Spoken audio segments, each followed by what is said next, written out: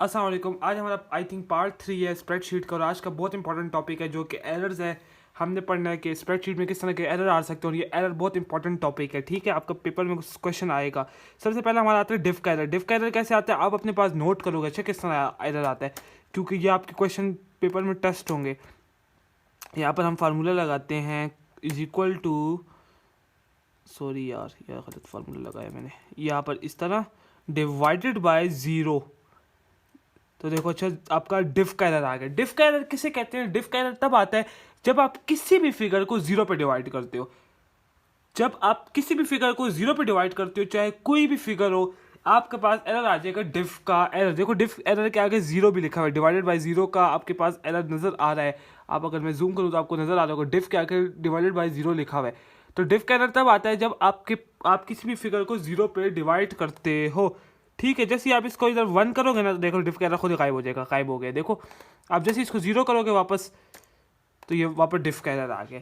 अब हमारे पास दूसरा एरर आता है हमारा वैल्यू का एरर। वैल्यू का एरर तब आता है जब हम इस तरह करें कि हमने यहाँ पर लिखा हुआ है 100, 200 और 300। हम यहाँ पर डालते हैं इज इक्वल टू, हम कहते हैं D11 plus D11 plus D12 plus D13।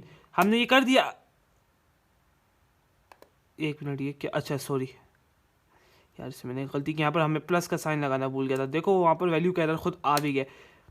अब देखो यहाँ पर जब हमने ना ये तीनों प्लस किए हैं, D11 D12 प्लस D13, तो हमारे पास इनका एडिशन आ गई है, इन तीनों की एडिशन आ गई है। अब हमने यहाँ पर क्या किया, इन तीनों को प्लस किया और यहाँ पर हमने सम का फार्मूला लगाया हुआ है open, D11 plus D12 plus D13। अगर हम इस 300 को हटाते हैं सिर्फ, तो हमारे पास हम दोनों का ये एरर, इस सेल को 0 कंसिडर करेगा और इन दोनों को प्लस कर लेगा। लेकिन अगर हम इधर लिख लेते हैं नेम या कुछ भी टेक्स्ट, तो देखो अब आपके पास वैल्यू का एरर आ गया। वैल्यू हमें पता है कि वैल्यू किसी भी अल्फ़ाबेट को कहते हैं। ठीक है, तो वहाँ पर वैल्यू हमारा किसी भी उसको कहते हैं, नंबरिंग को कहते हैं, जो 100, 200, 300 होती है। अब हमारे फार्मूला में क्योंकि D13 का सेल मौजूद है, रेफरेंस मौजूद है, और देखो हम जो ये चीज़ देते हैं ना, इससे हमें पता है कि हम क्या कहते हैं, रेफरेंस। ठीक है, ये हम D13 के रेफरेंस दे रहे हैं। अब D13 का जो हमने रेफरेंस दिया उसमें से वैल्यू ही गायब हो गई, उसमें टेक्स्ट आ गया, तो वहाँ से वैल्यू गायब हो गई है, तो उसने ऑटोमेटिकली हमें वैल्यू का एरर दे दिया। अब मूज को हम हटाते हैं और 1 लिखते हैं, देखो वो वैल्यू का एरर गायब हो जाएगा। जैसे हम इसको हटाते हैं और कोई भी हम टेक्स्ट लिखते हैं, तो वहाँ पर वैल्यू का एरर आ जाता है। ये हमारे हो गए 2 एरर। एक एरर आता है डिफ, जो कि 0 पे डिवाइड करने से आता है। वैल्यू तब आता है जब हम टेक्स्ट हटा के वैल्यू लिख देते हैं और हमने उस सेल का रेफरेंस दिया होता है फार्मूले में। तीसरा एरर आता है हमारा नल का एरर। नल का एरर तब आता है जब हम जो सेमी कॉलन्स वगैरह होते हैं वो लगाना भूल जाते हैं। जैसे हमने 100 लिखा, 200 लिखा, 300 लिखा, और इधर हम अगर फार्मूला लगाएंगे तो फार्मूला हम लगा रहे हैं सम का, और हम कहते हैं D11 को हमने प्लस करना है और हम इसमें सेमी कॉलन लगाना होता है। सेमी कॉलन नहीं लगाते और हम डायरेक्ट F13 लिख देते हैं और हम इसकी ब्रैकेट क्लोज कर देते हैं और हम इंटर दबाते हैं, तो देखो नल का एरर आ गया। जब हमारे से सेमी कॉलन्स वगैरह ये चीज़ें मिस हो जाती हैं, तो हमारे पास नल का एरर आ जाता है। जैसे ही हम इसके दरमियान जहाँ पर हमने F11 क्या नाम है, यहाँ पर हमने F11 और F13 के दरमियान सेमीकोलन नहीं लगाया था, जैसे हम सेमीकोलन लगाएंगे तो देखो अच्छा उसने हमें सम हमारे पास ऐड कर दिया। लेकिन जैसे ही हम इस सेमीकोलन को हटाते हैं और स्पेस दे देते हैं, तो देखो हमारे पास स्पेस दे देते हैं और हम इंटर दबाते हैं, देखो नल का एरर आ गया। डिफ का एरर क्यों आया था? 0 पे डिवाइड करने की वजह से। वैल्यू का एरर कब क्यों आया था? कि हमारे पास जो फार्मूला था उसमें किसी सेल का रेफरेंस मौजूद था और उस सेल से हमने वैल्यू हटा के टेक्स्ट डाल दी है। ठीक है, और नल का एरर तब आता है कि जब हम सेमी कॉलन्स वगैरह फार्मूले में जो फार्मूले की चीज़ें होती हैं उनको डालना भूल जाते हैं। अब हमारे पास तीसरा एरर आता है रेफरेंस का। चौथा एरर आता है रेफरेंस का एरर। रेफरेंस का एरर कैसे आता है वो मैं आपको बताता हूँ। टोटल 5 एरर है और ये हमारा 4th एरर है। देखो हम कहते हैं ना, यहाँ पर हम प्लस करते हैं 100, लिखते हैं 100, 200, यहाँ पर 300, और हम यहाँ पर कहते हैं कि हमने फार्मूला लगाया ये हम इसको एक मिनट, हम फार्मूला लगाते हैं, इसको इसमें प्लस करते हैं 200 में, फिर प्लस करते हैं हम लोग 300 में। ठीक है, तो ये हमारे पास इन तीनों का एडिशन आ गया 600। अब हम अगर ये पूरी रो ही डिलीट कर देते हैं, शायद मैंने आपको पहले रो डिलीट करना और कॉलम डिलीट करना नहीं सिखाया। कॉलम किस तरह डिलीट होता है, बी के ऊपर जाते हैं और इधर राइट क्लिक करते हैं और डिलीट करते हैं, तो बी कॉलम डिलीट हो गया। ठीक है, पूरा वो जो कॉलम था वो डिलीट हो गया और इधर का कॉलम एक मूव कर गया इस तरफ। ठीक है, रो किस तरह डिलीट करते हैं, कोई भी रो है, 2 नंबर रो है, हम इसको डिलीट करते हैं तो पूरा उसका जो रो में जितना कुछ होता है वो डिलीट हो जाता है और नीचे से एक रो ऊपर की तरफ मूव कर जाती है। ठीक है, हम इसको कंट्रोल Z दबाते हैं। अब हम क्या करते हैं कि जो 100 है ना, इसकी अगर हम गलती से रो डिलीट कर दें, रो 17 डिलीट कर दें, तो देखो रेफरेंस का एरर आ गया, क्योंकि देखो यहाँ पर हमने उस 17 रो में जो एक I17 में जो एक फिगर थी वो हमने इसमें रेफरेंस दिया था उसका, लेकिन अब क्योंकि डिलीट हो गई और वो 200 I17 की जगह आ गया, तो उसकी जगह जो पहले था वो रेफरेंस से मसला आना शुरू हो गया। तो ये हमारे पास रेफरेंस का एरर आ गया है। हम कंट्रोल Z दबाएं तो ये वापस सही हो जाता है, लेकिन हम अगर इसको फिर डिलीट, कोई भी हम रो डिलीट कर दे, 18 वाली रो डिलीट करके दिखा देता हूँ मैं आपको, तो देखो रेफरेंस का एरर आ गया। 300 वाली रो में आपको डिलीट करके दिखा देता हूँ, रेफरेंस का एरर आ जाता है। अच्छा, ये एक और वजह भी मैं आपको बताता हूँ क्यों आता है। देखो मैं आपको यहाँ पर I17 अगर डिलीट करूँ, हमने एक अपनी पहली क्लास में पढ़ा था, हमने अपनी पहली क्लास में पढ़ा था कि हम एरर तब भी आता है ना कि जब हम रेफरेंस का एरर तब भी आता है कि जब हम जो जिस रो में फार्मूला डालो, जिस सेल में फार्मूला डालो वो भी ऐड कर दे। तो जब यहाँ से I17 डिलीट करता है तो वो I17 इसको कंसिडर करता है, I18 इसको कंसिडर करता है और I19 इसको कंसिडर करता है। ठीक हो गया, तो वो गलत हो जाता है। अगर हम इसको हटाएं तो हमारा फार्मूला क्या बनता था, I17 plus I18 plus I19। हम इस पूरी रो को डिलीट कर दें, अगर I17 plus I18 plus I19 है, अब I19 में तो ये फार्मूला खुद आ रहा है, देख लो I19 में तो फार्मूला खुद आ गया, तो ये इस वजह से भी रेफरेंस एरर आ जाता है, क्योंकि रो डिलीट होती है और फार्मूला जो हो जाता है वो जो उसमें रेफरेंस दिया होता है वो फार्मूला खुद उस सेल में आ जाता है, इस वजह से रेफरेंस एरर हमारा आता है। तो ये मैंने आपको 2 वजह बता दी रेफरेंस एरर आने की। इसके बाद नेम एरर आ जाता है। इसमें ये होता है कि हम फार्मूला लिखने में कोई गलती कर देते हैं, जैसे कि हमने 100 लिखा, 200 लिखा और 300 लिखा, और यहाँ हमने क्या किया, इज इक्वल टू दबाया और सम की जगह सन लिख दिए।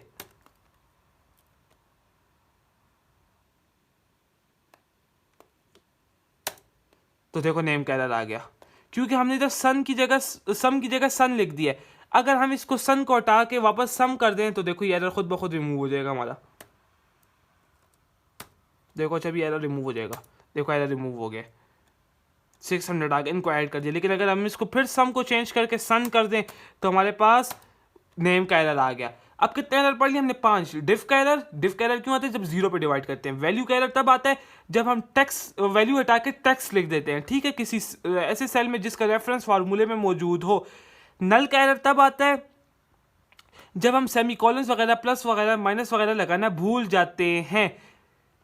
नेम का एरर तब आता है जब हम फार्मूले का नेम ही गलत लिख दें, ठीक है, जो सभी एवरेज का फार्मूला यूज़ करें, सन का फार्मूला यूज़ करें, ठीक है। और चौथा एरर हमारे पास यहाँ पर है जो कि हमने फार्मूला एरर गलती से हमने रिमूव किया हुआ है, तो वो तब आता है जब हम एक रो डिलीट कर दें या पूरी रो डिलीट कर दें और वो एरर आ जाता है, ठीक है। वो एरर क्यों आता है, रेफरेंस एरर इसलिए आता है कि वो जो फार्मूले में जिस रो का हमने जिस सेल का हमने जिक्र किया होता है वो खुद फार्मूले उन रोज में उन सेल्स में आ जाता है। ये रेफरेंस एरर मैंने आपको पहले भी समझाया था और दोबारा मैं आपको समझा रहा हूँ, ठीक है। 5 हमारे पास हमने जो अपने एरर से वो पढ़ लिए हैं और ये एरर्स बहुत इंपॉर्टेंट है, फिर से बता रहा हूँ। अच्छा, अब जो नेक्स्ट टॉपिक है, बड़ा इंपॉर्टेंट टॉपिक है, इसे हम पढ़ते हैं trace precedent and trace dependents. अब trace precedent and trace dependents का यूज़ क्या होता है, यहाँ पर देखो मैंने एक निकाला हुआ भी है, ठीक है। पहले मैंने देखा कि सही काम कर रहा है कि नहीं। हम कहते हैं मंडे, हम कहते हैं ट्यूसडे, और हम इन दोनों को सेलेक्ट करके अगर ये आगे एक्सटेंड कर दे, इसने ट्यूसडे, यार ये गलत कर दिया इसने, हमने क्योंकि पूरा वो नहीं लिखा था तो इसने गलत किया। वेडनेसडे, थर्सडे एंड फ्राइडे, और इधर हम लिखते हैं सेल्स। हम कहते हैं मंडे को हमारी सेल्स हुई है 50 यूनिट्स, ट्यूसडे को हमारी सेल्स हुई है 40 यूनिट्स, 70 यूनिट, वेडनेसडे को 50 यूनिट्स, सॉरी यार गलत जगह पर लिख दिया, थर्सडे को 50 यूनिट्स, फ्राइडे को 10 यूनिट्स। और हम कहते हैं हमारी total sales of the week कितनी हुई, हम क्या करेंगे इधर इन सबको, अब एक एक को तो हम उठा के अपने कैलकुलेटर में प्लस नहीं करेंगे, हम यूज इसलिए करते हैं कि मल्टीप्लिकेशन हो सके। हम लगाएंगे इज इक्वल टू, उसके बाद हम मंडे वाला लगाएंगे सेल, उसके बाद हम ट्यूसडे वाला सेल लगाएंगे, फिर प्लस करेंगे, फिर वेनसडे वाला सेल लगाएंगे, सॉरी ये वेनसडे वाला, फिर हम प्लस दबाएंगे, फिर हम थर्सडे वाला लगाएंगे, ये यार थर्सडे वाला लगाएंगे, फिर प्लस करेंगे, फिर हम फ्राइडे वाला लगाएंगे और हम इंटर दबाएंगे तो हमारे पास इन सब को प्लस करके टोटल की फिगर आ जाएगी। ये टोटल की फिगर कैसे आएगी, देखो फार्मूला बता रहे, इन सब को प्लस करके इस पे अगर हम लगाते हैं ट्रेस प्रीसीडेंट तो देखो ये आ गया हमारे पास। ये हम क्यों यूज़ करते हैं, ये हम इसलिए यूज़ करते हैं कि अगर हमारे पास शीट बहुत बड़ी है, फाइल बहुत बड़ी है, वर्कबुक बहुत बड़ी है और उसमें कोई फार्मूला लगा है तो हमने देखना है कि कहाँ कहाँ से वो वैल्यू आई है। अब एक एक सेल हम ढूंढ नहीं सकते तो हम इस पर ट्रेस प्रीसीडेंट लगाते हैं और हम देखते हैं कि ये जो इसके अंदर जो वैल्यू आ रही है ये कहाँ कहाँ से उठा के आ रही है, मतलब किस किस जगह की वैल्यू उठाई गई है, किस किस जगह का रेफरेंस इस सेल में मौजूद है। इसलिए हम यूज़ करते हैं ट्रेस प्रीसीडेंट। हम एक और निकालते हैं, हम कहते हैं 10, उसके बाद हम कहते हैं 1, फिर हम कहते हैं 2, फिर हम कहते हैं 3, फिर हम कहते हैं 4, फिर हम कहते हैं 5, फिर हम कहते हैं 6 और हमने यहाँ चलानी है 10 की टेबल। क्या चलानी है हमने 10 की टेबल। हमने क्या फार्मूला लगाना है, इज इक्वल टू, सबसे पहले हमने 10 लगाना है, उसको हमने मल्टीप्लाई करना है तो हमारे पास आ जाएगा 10 1 जार 10। उसके बाद हम क्या करेंगे, इज इक्वल टू लगाएंगे 10 मल्टीप्लाई बाय 2 तो हमारे पास 10 2 जार 20 और हमारे पास यहाँ पर 20 आ गया। इसी तरह हम लोग इज इक्वल टू लगाते हैं, 10 लेते हैं, मल्टीप्लाई करते हैं 3 से तो हमारे पास ये आ गया। उसके बाद हम क्या करते हैं, इज इक्वल टू लगाते हैं, 10 लेते हैं, मल्टीप्लाई करते हैं 4 से तो हमारे पास 40 आ जाएगा। इसी तरह हमारे पास 50 भी आ जाएगा और 6, सॉरी हम नहीं इस तरह नहीं करते, मैंने आपको कुछ जो चीज़ बता रहा हूँ वो इस तरह नहीं हो सकेगी। हम इसे इज इक्वल टू लगाते हैं, 10 दबाते हैं, मल्टीप्लाई, उसके बाद 5 तो हमारे पास 10 5 जार आ जाएगा। उसके बाद इसी 10 को हम क्लिक करते हैं, सॉरी हमने यहाँ पर फार्मूला नहीं लगाया था, इधर 10 को सेलेक्ट करते हैं, उसके बाद मल्टीप्लाई करते हैं 6 के साथ तो हमारे पास 10 6 जार 60 आ जाएगा। अब अगर हम इस 10 पे ट्रेस डिपेंडेंट लगाते हैं तो देखो इससे क्या हमें पता चला, हमें पता है ये जितनी फिगर्स आ रही है ना ये सारी 10 पे डिपेंड कर रही हैं। अगर हम इस 10 की वैल्यू को चेंज करेंगे ना, इस 10 की वैल्यू को चेंज करेंगे 5 करेंगे तो देखो तो सारी वैल्यूज चेंज हो जाएगी। अब 5 की टेबल चल पड़ी है, इसी को अगर हम 7 करेंगे तो वो 7 की टेबल चल पड़ी है। तो ये शो करता है कि इस वैल्यू पर ये सारी की सारी वैल्यूज डिपेंड करिए, मतलब 7 की टेबल होगी तो ये सारी वैल्यूज चेंज होंगी, 8 की टेबल होगी तो ये सारी वैल्यूज चेंज होंगी। ये होता है ट्रेस डिपेंडेंट और ये होता है ट्रेस प्रीसीडेंट। यहाँ हम क्लिक करते हैं तो हमारे पास ट्रेस प्रीसीडेंट आ जाता है, ये वैल्यू आई है इन सबसे, ठीक है। और अगर हम यहाँ पर देखें तो यहाँ पर हमारा ट्रेस डिपेंडेंट लग गया है। तो बस ये छोटा सा कॉन्सेप्ट है इन दोनों का, बहुत ईजी है, आप लोग अपने पास रजिस्टर में नोट कर लो जो मैंने बोला है कि किस किस काम के लिए यूज़ होता है और कैसे यूज़ हो सकता है। अच्छा अब इसके बाद हमारा जो टॉपिक आता है ना वो ये है कि हमें अपनी जो एक्सेल फाइल है ना उसकी जो शीट है, अगर हमने ये एक वर्कबुक खोली है, ठीक है, अब हमें इसमें शीट 1 शीट 2 शीट 3 नज़र आ रही है। अब हम शीट 1 में क्या करना चाहते हैं, हम लोग इसको नेम देना, हमने अगर शीट 1 में ना फाइनेंशियल पोजीशन ड्रॉ करनी है, मतलब फाइनेंशियल पोजीशन बनानी है तो हमें इसको नाम देना चाहिए फाइनेंशियल पोजीशन 2022। तो हमें सही तरीके से नेम्स देने चाहिए अपने शीट्स के ताकि बाद में हमें मुश्किल ना हो। इसमें हमने प्रॉफिट और लॉस की बनानी है तो हमें सही तरीके से नेम्स देने चाहिए। तो ठीक है, इस तरह हमें नेम देने चाहिए और नेम हमें नज़र आ जाते हैं। तो जिस स्टेटमेंट में हमने काम करना है, हमें जो भी कहेगा यार फाइनेंशियल पोजीशन 2022 में चले जाओ तो हमें आसानी से उस वक्त जा सकेंगे। अब शीट 1 शीट 2 लिखो तो हमें उस वक्त नहीं पता चलेगा, शीट 1 में शीट 2 में तो हमें ढूंढना पड़ेगा। तो एक्सेल यूज़ इसलिए होता है कि हमारा टाइम बच सके। अब एक और चीज़ देखो, हम लोग क्या करते हैं जब एक्सेल शीट स्टार्ट करते हैं तो हम पहले कॉलम में क्या लिख लेते हैं, डेट लिख लेते हैं, उसके बाद हम लिख लेते हैं सेल्स, फिर उसके बाद कहते हैं टोटल सेल्स, उसके बाद हम कहते हैं रेवेन्यू वगैरह, सब कुछ हम ना अपनी हेडिंग में दे देते हैं, ठीक है, मोस्टली पहले कॉलम में। इसमें क्या होता है ना, अब हम इसके नीचे सारा पूरे साल का डेटा इंपोर्ट करते जाते हैं, जैसे ही हम नीचे आते हैं ना तो ऊपर गायब हो जाता है। अब हमें याद नहीं रहता कौन से कॉलम में कौन सा डेटा था, कौन से कॉलम में कौन सा डेटा था, क्योंकि जब बहुत ज़्यादा डेटा होता है तो हमारा माइंड उधर भी यूज़ हो रहा होता है। तो इसके लिए हम क्या करते हैं, हम आते हैं अपने क्या कौन सा वो है, मुझे तो आई थिंक फार्मूला में नहीं है, अच्छा व्यू में आता है, हाँ फॉर व्यू में आता है। इसमें हमारे पास है फ्रीज का ऑप्शन। यहाँ हम क्या करते हैं, लिखा है फ्रीज टॉप रो, हम ये जैसे ही क्लिक करते हैं तो ये पहला रो फ्रीज हो गया। अब हम जितना भी नीचे जाएं, हम डेटा लिखते जाएं, डेटा लिखते जाएं, डेटा लिखते जाएं, देखो ये वाली रो ऊपर रहेगी, तो हम आसानी से हमें पता चल जाएगा कि जी के कॉलम में हमारे पास रेवेन्यू है, टोटल सेल्स हमारा, ई के उसमें सेल्स हमारा डी में, और सी हमारा डेटा है। तो हम आसानी से डेटा लिखते जाते हैं। अब अगर हमने यहाँ पर कोई डेटा लिखा हुआ है जो हम चाहते हैं, हम इस तरफ हम डेटा इनपुट कर दी जा रहे हैं, हम राइट साइड पे जा रहे हैं, तो हम जैसे ही राइट साइड पे जाते हैं हमारे पास ए कॉलम तो गायब हो जाता है। ए कॉलम को फ्रीज करने के लिए हम इसी फ्रीज में आते हैं और फ्रीज फर्स्ट कॉलम कर देते हैं। तो अब हमने इधर कोई डेटा लिखा है ना, तो अब हम जितना भी इधर चले जाएं, हमने इधर जाना है तो देखो ये इधर रहेगा, ये फ्रीज हो गया, ये हिलेगा नहीं अपनी जगह से, ठीक हो गया। अगर अब हम इसको अनफ्रीज करना चाहते हैं कि बस सब कुछ जो हमने फ्रीज किया अनफ्रीज हो जाए, तो बस अनफ्रीज पेजेस पे क्लिक करना है और अनफ्रीज हो गया। अब वापस आपका सेम हो गया, अब आप इस तरफ जाओगे तो ये दोनों चीज़ें मूव नहीं कर रही हैं। तो ये होता है हमारा फ्रीजिंग और अनफ्रीजिंग का ऑप्शन। इसके बाद हमारा क्या आता है, अच्छा इसके पहले ये देखो हमारे पास स्कैटर ग्राफ वगैरह, ये मैं आपको सबसे लास्ट में समझाऊंगा कि ग्राफ क्या क्या होते हैं। उसके बाद हमारे पास क्या आता है, मैं आपको इस नोट्स के अकॉर्डिंगली समझा रहा हूँ ना, कि आप लोग आसानी से कर सको। अच्छा, अब हमारे पास स्टार्ट होता है एक और फंक्शन जो कि स्प्लिट का। स्प्लिट कैसे करते हैं, स्प्लिट होता है क्या, देखो अब हमारे पास ये डेटा लिखा हुआ है, मैंने थोड़ा सा डेटा इंटर किया हुआ है, लैपटॉप, कंप्यूटर, डेटा, स्क्रीन, सबका डेटा इंटर किया हुआ है, ठीक है।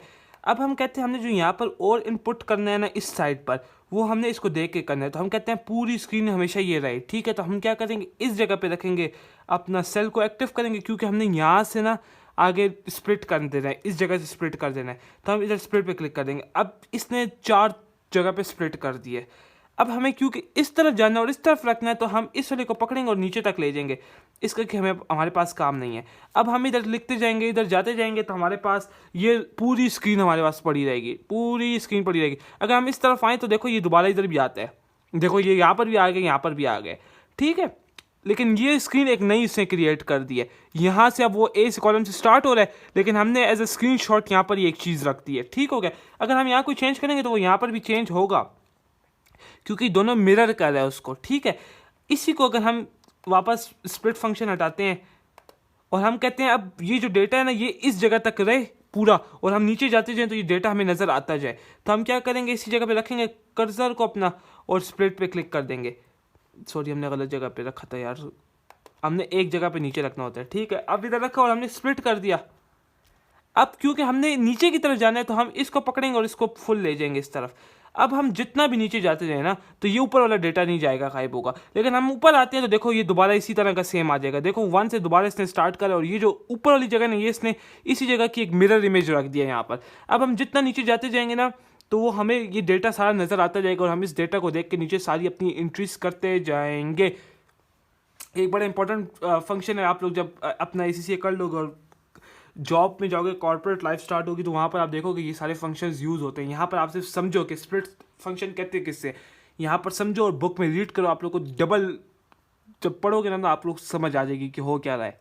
अब इसके बाद आता है फॉर्मेटिंग। फॉर्मेटिंग क्या होता है कि ना मैं आपको फॉर्मेटिंग का इस तरह वर्ड का मतलब ना जो आपको समझ आएगी ना वो काम करने से आएगी। फॉर्मेटिंग अगर मैं आपको फिर भी एक दफ़ा वर्ड का मतलब बता दूं तो number and text in Excel can be formatted in number of ways. Formatting option include, मतलब फॉर्मेटिंग आप अपने टेक्स्ट को सजाते हो, ठीक है। टेक्स्ट को सजाओगे कैसे, तो अब हम बुक 2 में आ गए वापस अपनी, हम इधर लिख दिया 5, इधर लिख दिया 10, इधर लिख दिया 15। अब हम कहते हैं ना कि ये जो 15 है ना 15 ये थोड़ा सा बड़ा होना चाहिए। हम इधर आते हैं और इसको सिलेक्ट करते हैं और इसको हम 11 से ना ले जाते हैं 38 पे। देखो ये बड़ा हो गया। ओहो, ये क्यों वापस छोटा हुआ है, वो मैंने गलती से इंटर नहीं दबाया था ना, सॉरी मैंने सेलेक्ट नहीं किया था सही तरीके से। इसको हम कहते हैं 26 हो जाना चाहिए। यार क्या हो रहा है, तो देखो ये बड़ा हो गया, ठीक है। इसी को अगर हम ये 10th है इसको हम कहते हैं ये कलरफुल होना चाहिए, तो यहाँ पर हम आके किसी भी कलर में इसको कलर कर सकते हैं। हम कहते हैं पूरा का पूरा सेल कलर होना चाहिए, तो ये ऑप्शन है, देखो ये सेल पूरा कलर हो गया। तो इसे कहते हैं फॉर्मेटिंग, अपने टेक्स्ट को सजाना। इसके अलावा मैंने आपको बोल्ड करना सिखाया था शॉर्टकट में, कि बोल्ड कर दिया हमने, थोड़ा सा मोटाई आ गई इसमें, थोड़ा सा इटैलिक कर लिया, टेढ़ा कर लिया, इसके नीचे हमने एक डैश सी लगा दी यू से, मतलब ये जो ये वाला सिंबल है हमारा यहाँ पर यूज़ हो रहा है अंडरलाइन से। इसके अलावा हमने अगर चेंज करना है अल्जेरियन में कर लिया, थोड़ा सा चेंज हो गई इसकी राइटिंग, ये मोस्टली टेक्स्ट के लिए होता है। तो अब इसको हम अगर हम लोग करते हैं इसको सेलेक्ट और हम इसको एरियल, देखो चेंज हो गया थोड़ा सा। इसको अगर हम नहीं करते हैं तो देखो फिर चेंज हो गए। तो इसे कहते हैं हम अपना फॉर्मेटिंग का फंक्शन। अगला हमारा आता है फंक्शन ग्रिड लाइंस का। ग्रिड लाइंस का क्या फंक्शन आता है? ग्रिड लाइंस क्या होती हैं? जो लाइंस है जो एक सेल को बना रही हैं। हमने इधर लिखा है कोई डेटा लिख दिया, ठीक है। अब हमने इसको प्रिंट करना है। अगर हम प्रिंट प्रीव्यू पे जाते हैं ना, यहाँ से देखो, अच्छा एक मिनट, यहाँ से अगर हम प्रिंट प्रीव्यू पे जाते हैं तो देखो यहाँ पर ये डेटा हवाओं में नज़र आ रहा है, कोई ग्रिड लाइंस कुछ भी नहीं बनी। ये लाने के लिए हम क्या करते हैं, सबसे पहले पेज लेआउट में जाते हैं और यहाँ पर लिखे ग्रिड लाइंस और प्रिंट के ऊपर टिक कर देते हैं। अब अगर हम प्रिंट पे क्लिक करते हैं, प्रिंट प्रीव्यू पे, यहाँ पर इसका शॉर्टकट था तो देखो ग्रिड लाइंस बन गई ही हैं अपनी। अगर इसको ज़्यादा करना चाहेंगे तो हम देखो पेज, ये देखो इधर एक लाइन भी आ गई है, तो कहता है पेज का साइज़ यहाँ तक है। अगर यहाँ पर हम कुछ लिखेंगे ना तो देखो अभी क्या होगा यहाँ पर। अच्छा आपको मैं एक चीज़ दिखाता हूँ। प्रिंट प्रीव्यू पे क्लिक करते तो पूरा पेज हो गया और अब दूसरा पेज भी आ गया है। देखो जो वो ब्लैक लाइन से हमने बाय लिखा था वो तो दूसरा पेज आ गया, तो यहाँ पर दूसरा पेज भी बन गया है। अब टोटल 2 पेजेस हो गए हैं। देखो एक पेज यहाँ ब्लैक लाइन तक और ये दूसरा यहाँ ब्लैक लाइन से इस तरफ और फिर यहाँ ब्लैक लाइन तक तीसरा पेज होता है। नीचे भी आपके पास बन जाता है एक लिमिट। अच्छा इन्होंने नीचे नहीं बनाई हुई, हाँ नीचे, हाँ देखो बनी हुई है, नीचे भी एक लिमिट बनी हुई है। अगर हम इस पे क्लिक करेंगे और यहाँ पर क्लिक करेंगे तो देखो अब प्रिंट प्रीव्यू पे कितने पेजेस आते हैं। देखो यहाँ पर एक हमने वी नीचे लिखा था ना, अब 3 पेजेस आ रहे होंगे। देखो एक वो जो इस तरफ हमने लिखा था और एक तीसरा आ गया है हमारा यहाँ पर, जो हमने इस तरफ लिखा था वो वी के नीचे। तो ये होता है हमारा ग्रिड लाइंस को लाने का तरीका, ठीक है। अच्छा इसके बाद हमारा आता है डेटा मैनिपुलेशन, जो कि हमने पढ़ा था हमें सेक्शन में। डेटा मैनिपुलेशन क्या कहते हैं, किसे कहते हैं, वो मैं आपको बताता हूँ। देखो इधर हमने लिखा है 10, इधर लिखा है 20 और इसी को हमने आगे अगर ले गए, इधर हमने लिखा 1, इधर लिखा 2 और इन्हीं दोनों को हम आगे ले गए। अब देखो यहाँ पर एक और मैं आपको एक और कुछ डेटा चेंज करता हूँ। 554 का देते हैं, कुछ और डेटा डाल देते, चेंज करो सिर्फ डेटा। ये क्यों करो मैं आपको बताता हूँ। अब देखो ये किसी भी फॉर्मेट से नहीं, ये ना ये डिसेंडिंग ऑर्डर में आ रहा है, असेंडिंग ऑर्डर में आ रहा है। यहाँ पर छोटे से बड़ा होता जा रहा है, फिर एकदम से बहुत बड़ी फिगर आ रही है, फिर बड़ी फिगर, फिर एकदम से छोटी हो गई। अब इसको अगर हम डिसेंडिंग या असेंडिंग ऑर्डर में करना चाहते हैं तो उसको कहते हैं डेटा मैनिपुलेशन, मतलब डेटा को अरेंज करना। तो उसके लिए हम डेटा में आते हैं और हम यहाँ पर सॉर्ट पे क्लिक करते हैं। लेकिन हम सबसे पहले एक वो सेलेक्ट करते हैं, रुको, यहाँ पर हमने इस जगह को पहले हमने डिसेंडिंग असेंडिंग ऑर्डर में करना है। देखो अच्छा ये A to Z या Z to A है, तो Z to A दबाते हैं तो ये यहाँ पर, अच्छा ये तो अल्फ़ाबेट्स के लिए था यार। अब इधर हम कहते हैं वैल्यूज़ और यहाँ पर हमने लिखा होता है कि स्मॉलेस्ट टू लार्जेस्ट करना है या लार्जेस्ट टू स्मॉलेस्ट करना है। हमने डिसेंडिंग ऑर्डर में जाना है या असेंडिंग ऑर्डर में जाना है, तो हम लार्जेस्ट टू स्मॉल करते हैं। ओके जैसे करते हैं, देखो वैल्यूज़ चेंज हो गई हैं, नज़र आ रहा है वैल्यूज़ चेंज हो गई हैं आपकी। अगर आप इसी को सॉर्ट करते हैं और कंटिन्यू विद, और हम कहते हैं स्मॉलेस्ट टू लार्जेस्ट जाए, तो अब देखो ऊपर से क्या नाम है, छोटे से बड़े की तरफ आ रहा है, असेंडिंग ऑर्डर में आ रहा है। पहले डिसेंडिंग में था, अब असेंडिंग में आ रहा है।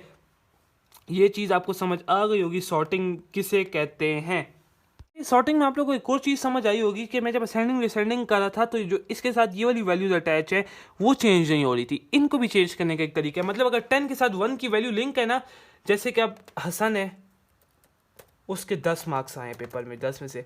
मुइज़ है तो उसके आए हैं 15 और सारा है तो उसके आए हैं 8 मार्क्स। अब अगर इसको हम ना यहाँ पर इसको सिलेक्ट करके ना सॉर्ट के फिल्टर में जाते हैं और कंटिन्यू करते हैं और हम इसको कहते हैं स्मॉलेस्ट टू लार्जेस्ट, तो देखो ये तो मार्क्स ही बंदों के चेंज कर दिए हैं इसने। इसके लिए हम क्या करेंगे, हम पूरा डेटा सेलेक्ट करेंगे और फिर सॉर्ट में जाएंगे और हमने देखना है कि कौन सी चीज़ को हमने सॉर्ट करना है, कौन से कॉलम को, इस तरह सॉर्ट करना है कि इनको सॉर्ट करना है। तो हमें करना है सॉर्ट नंबरिंग, मतलब जो मार्क्स हैं उनकी बेसिस पे। तो हम सॉर्ट करेंगे कॉलम आई को, ये है कॉलम आई, तो ये वैल्यूज़ है और स्मॉलेस्ट टू लार्जेस्ट। अब हम करेंगे ना, तो देखो नामों के साथ 8 मार्क्स सारा के आए थे, हसन के 10 मार्क्स आए थे, मुइस के 15 मार्क्स आए थे, तो वो नामों के साथ चेंज हुआ है असेंडिंग ऑर्डर में। ठीक हो गया। अब आप लोग को ये भी एक सॉर्टिंग जो फंक्शन है उसका एक और एडवांस फॉर्म भी समझ आ गई होगी, क्योंकि यहाँ पर तो वैल्यूज चेंज हो रही थी, लेकिन ये वाली जो वैल्यूज इसका लिंक थी ये चेंज नहीं हो रही थी।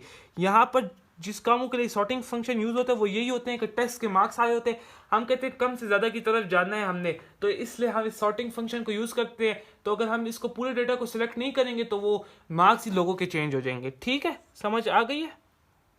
अब हमारे पास एक और फंक्शन आता है जिसे कहते हैं फिल्टर का फंक्शन। देखो मैंने एक डेटा बनाया है, एक टेस्ट का रिजल्ट बनाया है कि जिसमें नेम था, बैच था, मार्क्स था। हसन था बैच 1 का, उसके 50 मार्क्स आए। सारा थी बैच 2 में, उसके 48 मार्क्स आए हैं। मुइस था बैच 1 में, उसके 48 मार्क्स आए। ठीक है, सारा डेटा बनाए। अब हम देखना चाहते हैं कितने बच्चों के 58 मार्क्स आए और 50 मार्क्स आए। तो उसके लिए हम क्या करते हैं, डेटा के ऑप्शन में आते हैं और उसी सॉर्ट के साथ एक फिल्टर का ऑप्शन है। जैसे हम इसे क्लिक करते हैं तो इन तीनों जो हेडिंग्स हैं इनके साथ एक छोटा सा एक और ऑप्शन आ गया। अब हमने क्या करना है, हमने देखना है मार्क्स 50 किसके आए हैं। तो हम क्या करते हैं, यहाँ पर सिर्फ 50 वाले सेलेक्ट कर लेते हैं। ठीक है, सेलेक्ट ऑल से हटा देते हैं और हम 50 वाला सेलेक्ट करते हैं। देखो सिर्फ 50 वाले हमें नज़र आना शुरू हो गए। 2 बच्चों के 50 मार्क्स आए तो उनके नाम नज़र आना शुरू हो गए। अगर हम 50 से हटाते हैं और 48 करते हैं तो देखो हमारे 3 बच्चों के 48 मार्क्स आए थे, इन 3 बच्चों के तो वो नाम नज़र आना शुरू हो गए। तो हम इनके लिए गिफ्ट्स अनाउंस कर सकते हैं कि 48 बच्चे 3 हैं तो इन तीनों को ये गिफ्ट मिलेंगे।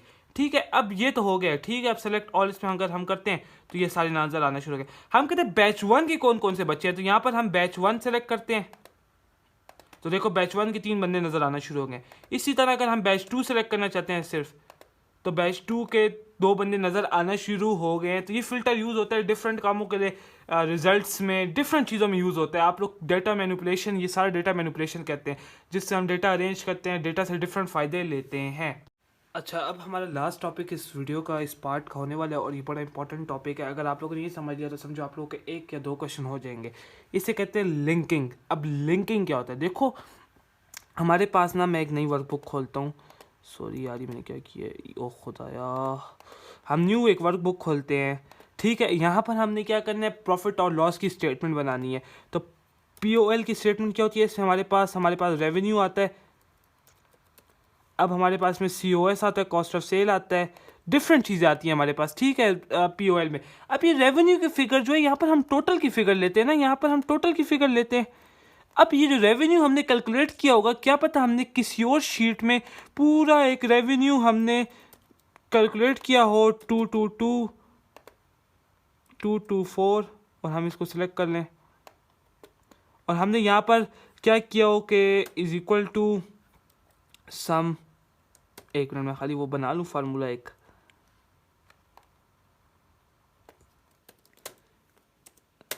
देखो हमने यहाँ पर क्या किया हुआ ना, हमने इस शीट में क्या किया था, हमने रेवेन्यू डिफरेंट डेज का कैलकुलेट किया था। एक दिन 222 था, 224 था, 224, 26 और हमने टोटल सेल्स रेवेन्यू कैलकुलेट किया था पूरे साल का, जो आया था 2252। अब हमें जो ये फिगर है ना यहाँ पर चाहिए और हम चाहते हैं कि अगर हमारा रेवेन्यू यहाँ पर जो आ रहा है, हमें अगर शीट 2 में कभी कोई चेंज करनी पड़े, अगर हम यहाँ पर 230 करें तो हमारा जो यहाँ पर ये वैल्यू चेंज हो वो ऑटोमेटिकली यहाँ भी चेंज हो, हमें बार बार खुद टाइपिंग ना करनी पड़े।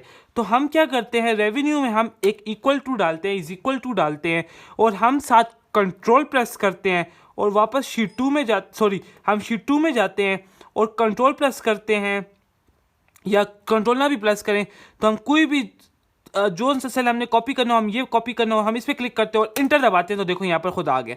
अब यहाँ पर है 2554। अब अगर हम इसको 235 करते हैं तो देखो यहाँ पर तो वैल्यू चेंज हो गई, ऑटोमेटिकली यहाँ भी वैल्यू चेंज हो गई।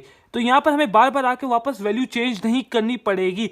इसे कहते हैं लिंक करना आपस में, एक 2 शीटें एक ही वर्कबुक में। अब एक और काम भी हो सकता है, देखो यहाँ पर तो हमने इसको लिंक कर दिया बड़ी इजीली। हम क्या करते हैं कि हम यहाँ पर क्या किया, हमने रेवेन्यू यहाँ पर कैलकुलेट करें POL का, और हमने किसी और वर्कबुक में, कोई और वर्कबुक में, बुक 2 में, हमने किसी शीट को ओपन कर लूँ, शीट 3 में हमने जो ये 554 था, ये था हमारा रेवेन्यू टोटल। हमने अब इसको ऑटोमेटिकली उठा के यहाँ पर लेके आना है, बुक 3 में लेके आना है। तो अब क्या करेंगे, इसी तरह हम यहाँ पर इक्वल टू डालेंगे और हम वापस जाएंगे बुक 2 में और जैसे ही हम इसके 554 पे क्लिक करेंगे और इंटर दबाएंगे, देखो यहाँ पर फिगर चली गई है। वर्कबुक ही कोई और है और फिगर कोई यहाँ पर आ गई ऑटोमेटिकली। हम इस पर क्लिक करते हैं तो हमें नजर आ रहा है बुक 2 शीट 3 और पूरा एक फार्मूला नजर आ रहा है। अगर हम इस बुक 2 को बंद कर देते हैं सेव करके, इसको सेव करना जरूरी है, इसको हमने सेव करके बंद कर दिया है। अब देखो यहाँ पर क्या लिखा आ रहा है, यहाँ पर उसका पूरा एक एड्रेस नजर आ रहा है कि वो कहाँ पर मतलब पड़ी हुई है वो फाइल। देखो यहाँ पर एक पूरा फार्मूला में एक पूरा एड्रेस नजर आ रहा है, सी यूजर्स मुइज महा डाउनलोड डॉक्यूमेंट बुक 2, उसका पूरा एक फार्मूला नजर आ रहा है। और यहाँ पर वही शीट जो हमने ये वैल्यू लेके आए थे वो शीट 2 से लेके आए थे। अब हम उस वर्कबुक में अगर उस वैल्यू में कोई डिफरेंस लाएंगे तो ऑटोमेटिकली यहाँ पर चेंज होगा, कभी भी लेके आएंगे चाहे ये वाली शीट बंद ही क्यों ना हो। तो इतना आसान हमारे लिए स्प्रेडशीट कर देता है डेटा मैनिपुलेशन में, डेटा लिंकिंग में। इसे कहते हैं हमारा लिंक करना। पहला जो यहाँ पर लिंक किया वो मैंने आपको सेम वर्कबुक में 2 शीट्स में लिंक करके बताया, और दूसरा जो लिंक किया वो मैंने आपको 2 डिफरेंट वर्कबुक्स में 2 डिफरेंट शीट्स में आपको मैंने लिंक करके बताया है। तरीका सीख लो, बाकी कोई मुश्किल काम नहीं है। तो होप्स हो कि आपको ये सारे तरीके जो जितने मैंने आपको डेटा मैनिपुलेशन की ट्रिक्स बताई समझ आ गई होंगी। तो नेक्स्ट वीडियो तक अस्सलाम वालेकुम।